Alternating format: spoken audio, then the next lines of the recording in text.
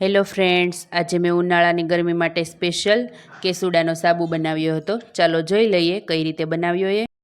સાબુ બનાવવા માટે મેં અહીંયા કેસુડાના ફૂલ લઈ લીધા છે અને એને 5 કલાક માટે પલાળી દીધા હતા.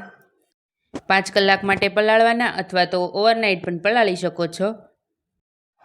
હવે આપણે એને મિક્સર જારમાં લઈ લઈએ અને એને ક્રશ કરવાના છે સાવ. બને ત્યાં સુધી એને સાવ પેસ્ટ કરી નાખવાની છે આપણે. તો ચાલો હવે એને હું ક્રશ કરી લઉં પહેલાં મિક્સરમાં. મેં કેસોડાના ફૂલને સાવ ક્રશ કરી લીધા છે. તો હવે એક આવું સુતરાઉ કાપડ લઈ એને હું હવે ગાળી લઈશ.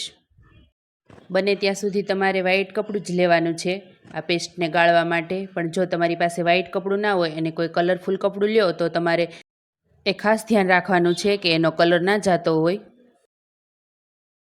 આ કપડામાં નાખીને મેં સાવ ગાળી લીધું છે.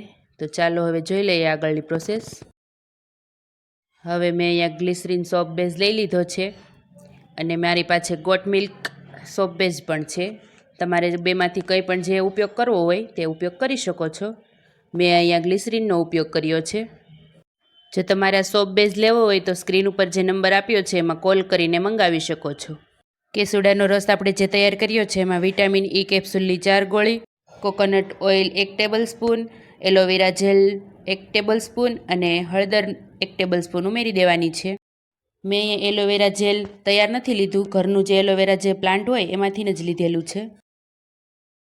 હવે સોપ બેઝને આપણે ડબલ બોઇલર મેથડની મદદથી ઓગાળવાનો છે સાવ. એક મોટી કડાઈમાં પાણી ઉકાળી એની ઉપર સ્ટેન્ડ મૂકી એની અંદર નાનું બીજું બાઉલ મૂકી એની અંદર આપણે સોપ બેઝ નાખી અને એને સાવ ઓગાળી લેવાનો છે. એ સાબુ સાવ ઓગળી જાય એટલે આપણે જે પલ્પ તૈયાર કર્યો હતો રસ એ ઉમેરી દેવાનો છે. એને સાબુની જોડે 5 મિનિટ માટે ઉકળવા દેવાનું છે એટલે સરસ મિક્સ થઈ જાય.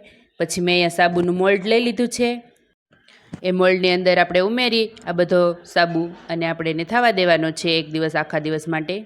તો તૈયાર છે આપણો સાબુ.